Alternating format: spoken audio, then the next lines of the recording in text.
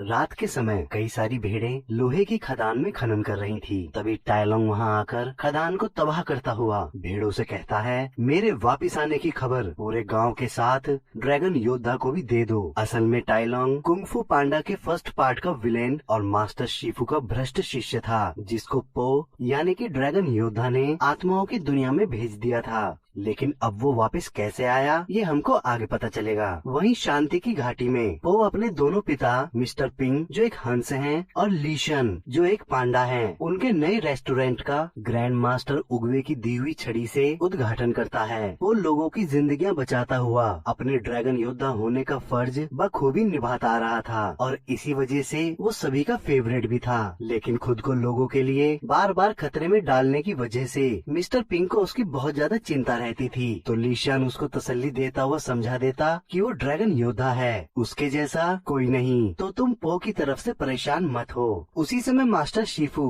पो को बताते हैं कि अब समय आ गया है कि तुमको ड्रैगन योद्धा के पद का त्याग करके अपना एक वारिस चुनना होगा, नए ड्रैगन योद्धा का चुनाव करना होगा, जैसे ग्रैंड मास्टर उगवे ने तुमको चुना था। और तुमको शांति की घाटी का आध्यात्मिक गुरु बनकर अपना जीवन बिताना होगा, ठीक ग्रैंड मास्टर उगवे की तरह। पर पो के ना चाहते हुए भी मास्टर शिफू ड्रैगन योद्धा बनने की काबिलियत रखने वाले योद्धाओं को उनकी प्रतिभा दिखाने के लिए जेड महल बुलाते हैं। सभी एक के बाद एक अपना युद्ध कौशल दिखाते हैं, पर पो ड्रैगन योद्धा को चुनते वक्त अपनी उंगली अपने ऊपर ही कर देता है। इससे साफ था पो को ड्रैगन योद्धा की उपाधि छोड़नी ही नहीं थी। इस पर मास्टर शिफू पो को उसकी उलझन से बाहर आने के लिए उसको ब्रह्मांड से अपने सवालों को पूछने को बोलते हैं। तो पो ब्रह्मांड से जुड़ने के लिए अंदरूनी शांति पाने की कोशिश करता है, पर कामयाब नहीं हो पाता। लेकिन तभी उसको जेड महल में एक लोमड़ी चोरी से घुसती हुई दिखाई देती है। इससे पहले वो जेड महल में कुछ चुरा पाती, पो वहाँ पहुंचकर उससे लड़ने लगता है, पर वो लोमड़ी पो से उसकी छड़ी छीनकर ले जाने लगती है। तभी पो उस पर हमला कर उसको पकड़ने में कामयाब हो जाता है और उसको 2 साल के लिए शांति की घाटी की जेल में डलवा देता है। तभी खदान में काम कर रही सारी भेड़ें वहाँ आकर पो को बताते हैं कि टाइलोंग लौट आया है और वो खदान का सारा लोहा ले गया है, साथ ही उसने खदान भी नष्ट कर दी है। पो को उनकी बात सुनकर यकीन ही नहीं आता, क्योंकि उसने टाइलोंग को आत्माओं की दुनिया में पहले ही भेज दिया था। तो पो खदान में जाकर देखता है कि टाइलोंग के पंजे के निशान आगे जाते हुए किसी छोटे जानवर के पंजों के निशान में बदल गए हैं। तभी उसको उसी लोमड़ी पर शक होता है, तो पो जेल में उससे पूछताछ करने के लिए जाता है। वो लोमड़ी उसको बताती है जिसने खदान पर हमला किया था वो टाइलोंग था ही नहीं, बल्कि वो एक बेरहम और घातक जादूगरनी गिरगिट है, जो कोई भी रूप कोई भी आकार ले सकती है। साथ ही वो रूप बदलने वाले की सारी काबिलियत और हुनर को भी सोख लेती है। फिर लोमड़ी पो को बताती है कि वो जानती है वो जादूगरनी कहाँ रहती है और पो को उस तक ले जाने का वादा करती है। पो उसकी बात मान लेता है। तभी मास्टर शिफू वहाँ आकर उस जादूगरनी गिरगिट को पकड़ने का काम अपने 5 जाबाजों का बताकर पो को सिर्फ उसका वारिस चुनने को कहते हैं। अब क्योंकि वो 5 अपने अपने मिशन पर थे, तो पो उनकी बात नहीं मानता और जैन के साथ उस जादूगरनी को पकड़ने के लिए उसके शहर जूनिपर के लिए निकल जाता है। जादूगरनी को पकड़ने जा रहे पो की खबर पूरी शांति घाटी में फैल जाती है। ये बात पो के दोनों पिताओं को परेशान कर देती है, तो वो रात के समय अलग अलग चुपचाप पो की तलाश में जैसे ही निकलते हैं, तभी वो एक दूसरे के सामने आ जाते हैं और फिर वो दोनों साथ ही निकल पड़ते हैं। इधर जूनिपर शहर में सभी समुदायों के मुखिया जादूगरनी गिरगिट के खिलाफ बगावत करने की सोच ही रहे थे। तभी वो देखते हैं जादूगरनी पहले से ही मगरमच्छ का रूप लेकर उनके बीच में बैठी हुई थी। इन बगावती बातों को सुनकर वो उन मुखियाओं पर लगाया हुआ अपना लगान दुगना कर देती है। इस पर सभी मुखिया उसकी बात मानने से मना कर देते हैं, तो जादूगरनी मास्टर हाथी का रूप लेकर उनको डरा देती है, जिसको देखकर वो सभी भाग खड़े होते हैं। वहीं दूसरी तरफ पोको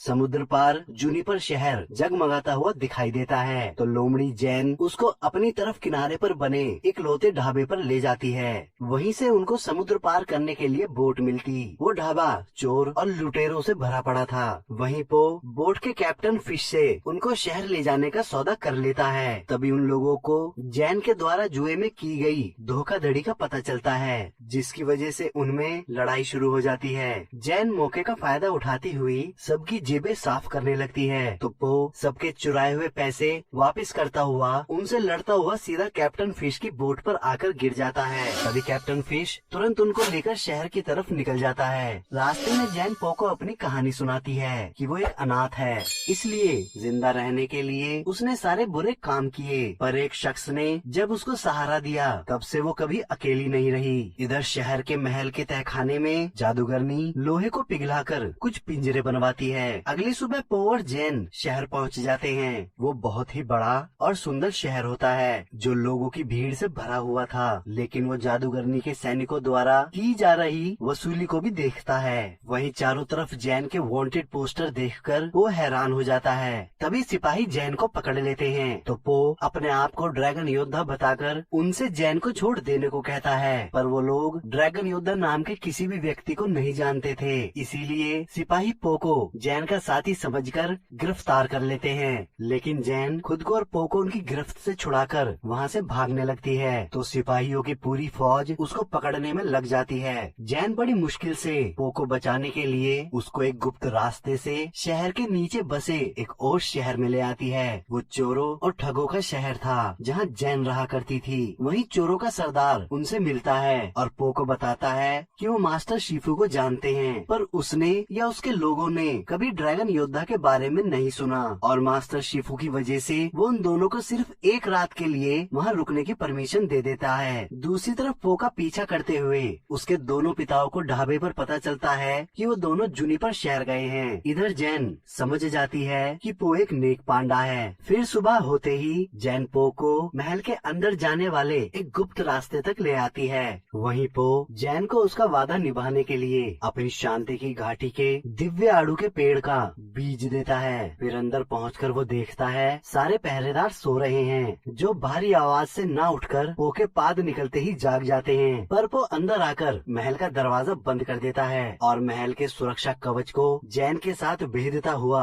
सभागार में आकर गिरता है, जहाँ धोखे से उसको लोहे के पिंजरे में कैद कर लिया जाता है। वो उस पिंजरे को अपनी शक्ति से तोड़ नहीं पाता, क्योंकि जादूगरनी ने अपने प्राचीन जादू से उसके लोहे को अभिमंत्रित कर रखा था। तो वो अपनी छड़ी जैन को देकर उस पिंजरे को नीचे से उठाने को कहता है। छड़ी लेकर जैन पीछे हटती हुई उस छड़ी को जादूगरनी को दे देती है। तो पो को समझने में देर नहीं लगती कि जिस शख्स ने जैन को सहारा दिया था वो कोई और नहीं बल्कि जादूगरनी ही थी, और क्योंकि उसको पो की छड़ी चाहिए थी इसीलिए उसने जैन को उसे लेने भेजा था। तो पो जादूगरनी से पूछता है कि तुमको ये छड़ी क्यों चाहिए थी। तो जादूगरनी उसको अपनी कहानी बताती है कि वो बचपन से कुंफू मास्टर बनना चाहती थी, लेकिन उसके आकार और कमजोर शरीर की वजह से हर जगह ट्रेनिंग से उसे निकाल दिया जाता था। फिर मैंने जादू सीखा जिससे मैं आत्माओं की दुनिया का दरवाजा खोलकर मुझसे पहले आए सभी मास्टर्स के कुंफू को चुरा लूं। उसके बाद मुझे कोई कमजोर नहीं समझेगा। अब पिंजरे को ना तोड़ पाने की वजह से वो अपने नीचे की जमीन को तोड़ता हुआ महल के तहखाने में आकर गिरता है। वहाँ जादूगरनी के पहरेदार उस पर हमला कर देते हैं। वो उनसे लड़ता हुआ बाहर आ जाता है। तभी जादूगरनी जैन का भेष बदलकर पो के नजदीक आकर उसे महल से नीचे गिरा देती है और असली जैन उसको बचा तक नहीं पाती। अब जैन को पो का दुख होता है। वो महल से गिरता हुआ पहाड़ी से निकली एक पेड़ की जड़ को पकड़ लेता है और बच जाता है, लेकिन एक पहरेदार लटके लटके उस पर हमला कर देता है। तो उसका पिता मिस्टर पिंग वहाँ आकर पहरेदार को मारता हुआ नीचे गिरा देता है। अब इससे पहले पिंग भी नीचे गिर जाता वो उसे पकड़ लेता है, लेकिन उनके वजन से पेड़ की जड़ टूट जाती है। तभी ली आकर पो को पकड़ लेता है और उन दोनों को बचा लेता है। पो उन दोनों को सारी बात बता ही रहा होता है, तभी वो देखता है सैनिक बहुत सारे पिंजरों को महल में ले जा रहे हैं। महल के अंदर जादूगरनी को जैन पर शक हो जाता है, तो वो उसको साफ तौर पर बता देती है कि जिस दिन तुम जज्बाती हो जाओगी उस दिन तुम मेरे किसी भी काम की नहीं रहोगी, इसीलिए जैसी हो वैसी ही रहना।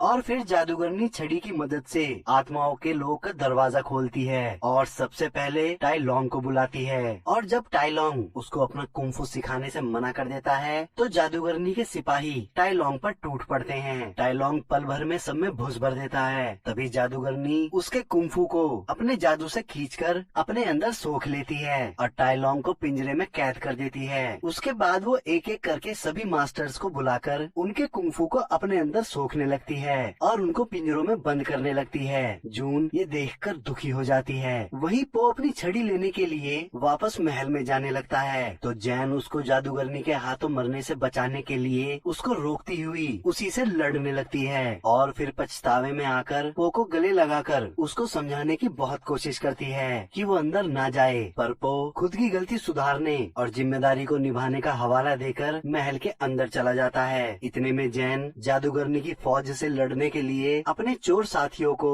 उसका साथ देने के लिए मना लेती है। इधर महल के अंदर सारे मास्टर्स पो की छड़ी की वजह से उनके कुंफू को छिन जाने के कारण वो पो को बहुत बुरा भला कहते हैं। तो पो उन सबको उनके कुंफू के साथ वापस आत्माओं की दुनिया में भेजने का वादा करता है। इतने में सारे लुटेरे महल के बाहर पहरेदारों पर हमला कर देते हैं। वहीं महल के अंदर जादूगरनी पो को उसकी छड़ी वापस कर देती है क्योंकि वो सभी मास्टर्स के कुंफू को पहले ही छीन चुकी थी और अपनी नई ताकत को आजमाने के लिए पो से लड़ने लगती है। लेकिन लड़ाई में पो के साथ जून के आ जाने की वजह से जादूगरनी सभी मास्टर्स की शक्तियों का एक साथ आवाहन करके सबके मिले जुले रूप में भयानक ड्रैगन में बदल जाती है और वो जैन को पकड़कर हवा में उड़ जाती है। तो पो महल से उसके ऊपर कूदकर उसको वापस सभागार में ले आता है। जादूगरनी वहाँ आकर पो का ही रूप लेकर पो से लड़ने लगती है। वो पो को बहुत मारती है और वापस पिंजरे में कैद कर देती है।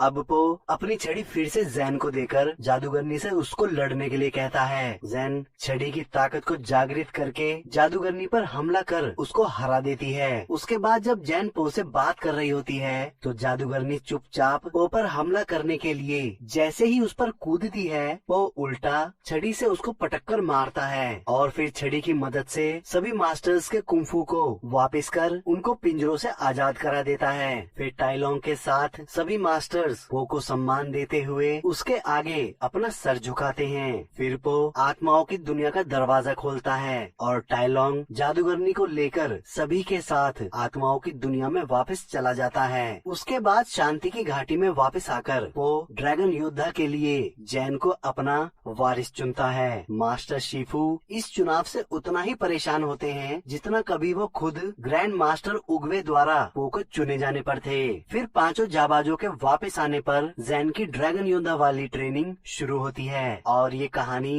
यहीं खत्म हो जाती है। आशा करता